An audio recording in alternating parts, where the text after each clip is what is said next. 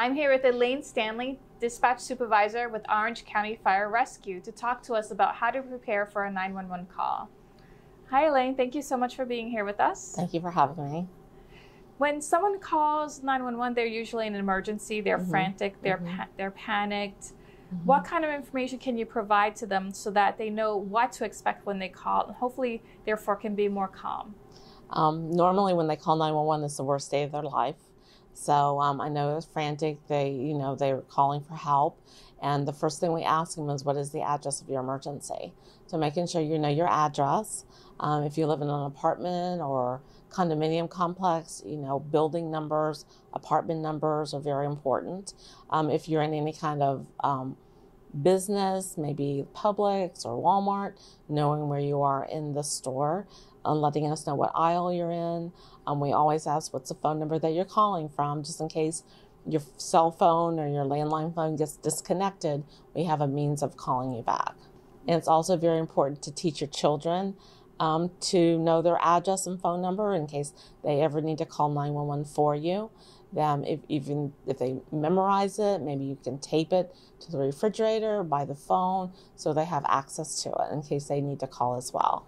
And what other kinds of questions would you maybe ask that they could be prepared for? Well, we ask them, tell me exactly what happened, so we know what type of units to send, whether it's a medical call, a fire call, if you're being assaulted. Orange County has text to 911 now, and we always encourage them to call if you can, text if you can't. So we ask you a series of questions depending on what the situation is and what your answers are, is what units we dispatch to your location. Either a fire truck and a rescue comes, or just a rescue can maybe handle the situation themselves. If it's a house fire, then multi-units will be responding. If someone's using the text option, so they text 911, and what should they put in the message? Well, they're going to text to 911, it's going to come into our center, and we're going to ask the same questions as we do a regular landline or cell phone caller. But also we let them know, text if you call if you can, text if you can't, because giving instructions over a text message is very difficult. So if you have to give CPR instructions, or you have to do bleeding control, or maybe someone's pregnant patient, we have to give, for somebody having a baby, we have to give them instructions for that. There's extensive instructions that we need to give someone. So, picking up a phone and dialing 911 is the means to go. Definitely, it's the best way to get information. Yes, and quickly as well. I would think maybe the text would be in a situation where they can't speak because they're probably in a situation that maybe they don't want someone to hear them. Yes, maybe if someone's in the house and they're maybe hiding under the bed or in a closet, and letting them know that they can't talk, then that would be a means of communicating with the 911 operator. How about if they're in a loud space? I mean, would they still be able to hear a call even in a loud space? Yes. Yeah. That would still be a call. Yes, we always encourage them to call. We get better information. We can give them thorough information.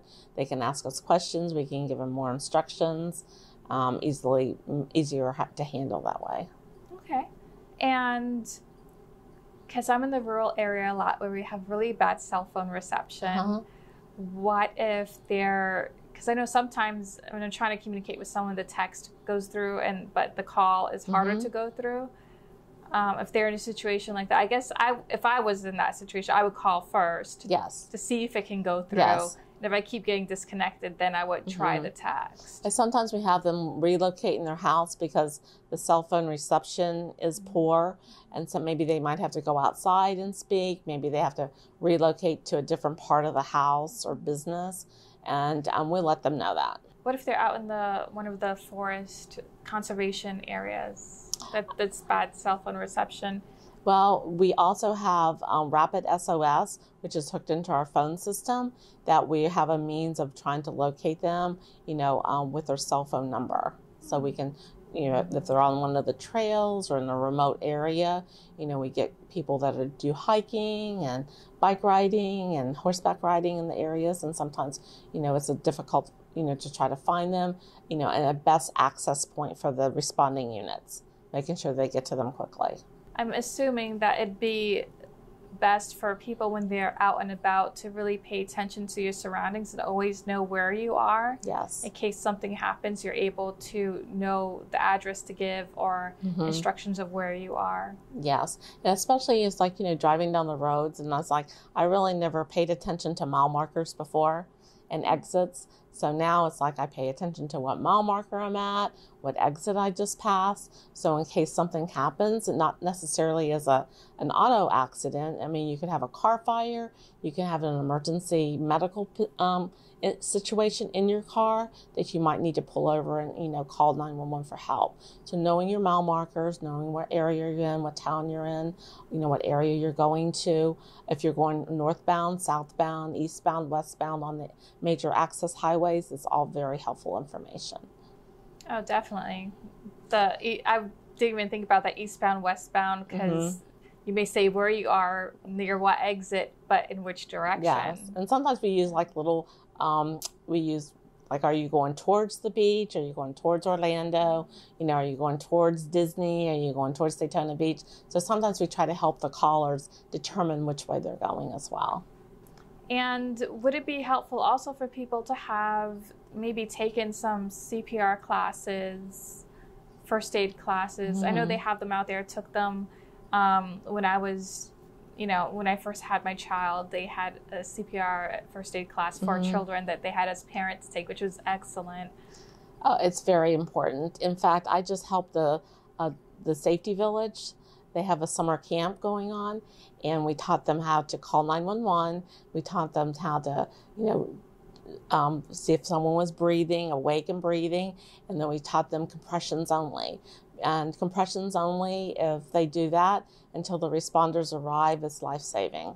How can people find out about those types of CPR and first aid classes? They could probably call 311. Maybe they have some local classes for them. Sometimes the homeowners associations, they hold homeowners association classes in their communities or in their recreation centers. Through Orange County, you can call and find out if there's any CPR classes being taught. It's very important, and I understand they're going to try to get this involved in Orange County Public Schools as well. Oh, that's wonderful. Yeah. Very helpful. Very helpful. Is there any other information you'd like to share? It's just making sure you know your address, phone number.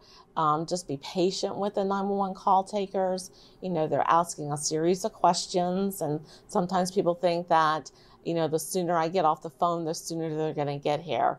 But by you staying on the phone, we give you instructions. We tell you what to do until the responders arrive.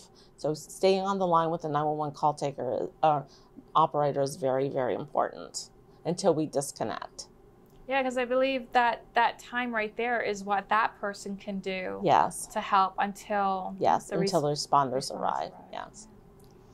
Okay, well, thank you so much for all that information. Thank you for having me. Thanks.